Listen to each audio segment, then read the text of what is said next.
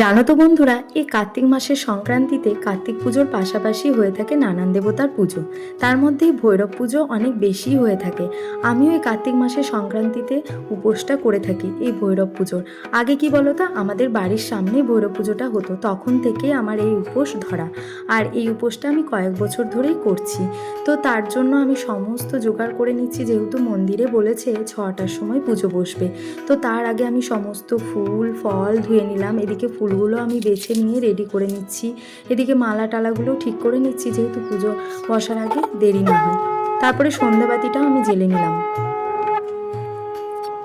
আমার এগুলো করতে করতে সন্ধে মুখ হয়ে এলো, তাই আমি সন্ধেটাও তাড়াতাড়ি করে জেলে নিলাম। তারপরে আমি সমস্তটা গুছিয়ে একেবারে রেডি হয়ে মন্দিরে চলে যাব। এদিকে আমি তা করতে করতে আমার সন্ধ্যের পরেই আমি এই যে ফলগুলো আমান্য করে নিলাম, আর এদিকে আমি সমস্ত ফুল, গোটা ফল, মোমবাতি, ধূপকাঠি, এদিকে ধূপগুঁড়োও একটু নিয়ে নিয়েছিলাম। তারপর সমস্ত রেডি করে নিয়ে আমিও রেডি হয়ে গেলাম। এদিকে আমি তৈরি হয়ে নিয়ে এবার মন্দিরে বেরিয়ে যাব, কারণ বলেছে 6টার সময় পুজো বসবে। তো আমার রেডি হতে হতে 6টা মতো বেজেই গেছিলো। তারপর মন্দিরে এসে দেখি ঠাকুরমশাই এখনও আসেননি, সবাই জোগাড় করছে।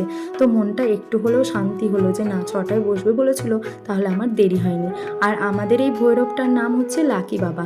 আর এই ভৈরব পুজোর দেখবে যেখানে এক একটা ভৈরবের এক এক রকম নাম দেওয়া থাকে, আর আমাদের এই ভৈরবটার নাম লাকি বাবা। আর এত সুন্দর হয়েছে বাবার মুখখানি, দেখে যেন প্রাণ জুড়িয়ে গেল। জানো, তোমাদেরকেও দেখালাম, দেখো কত সুন্দর হয়েছে, তাই না বলো? সবাই যে জোগাড় যন্ত্র করছে, আমার মনটা ভারী খারাপ লাগছিল যে আমি কিছু করতে পারবো না। তারপরে না, আমাকেও একটা কাজ দেয়া হলো, ফুলগুলো সমস্ত ছিঁড়তে দেওয়া হলো মালা থেকে, গোটা ফুলগুলো, কারণ সবাই অঞ্জলি দিবে, তখন যাতে ফুলে কম না পড়ে। সবাই এদিকে নানা কাজে ব্যস্ত, আর তখন সন্ধ্যে 7টা মতো বেজে গেছে, তখনও পুরোহিত মশাই আসেননি। পুজো বসতে বসতে আমাদের প্রায় অনেকটাই